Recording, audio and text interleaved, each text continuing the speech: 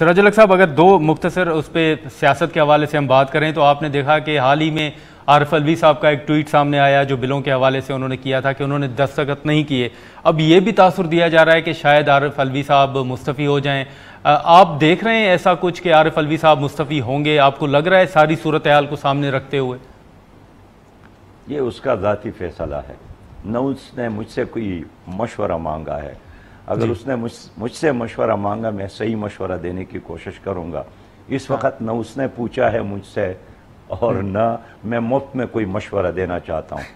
اچھا نہیں سر، لیکن سوالات یہ اٹھ رہے ہیں نا کہ شاید عارف الوی صاحب جو ہیں وہ متنازع ہو گئے ہیں. جو انہوں نے ٹویٹ کیا، جو انہوں نے باتیں کی، تو اس کے بعد میں نے کہا کہ صورتحال جو آپ کے سامنے لگ رہا ہے آپ کو کہ صورتحال اس طرف جا سکتی ہے. بہرحال وہ متنازع ہے یا نہیں ہے لیکن مشکل میں ضرور ہے، اس لیے کہ وہ بیچارہ اس وقت ان کی صدارت ایوان صدر کی دیواروں تک ہی محدود ہو گئی ہے.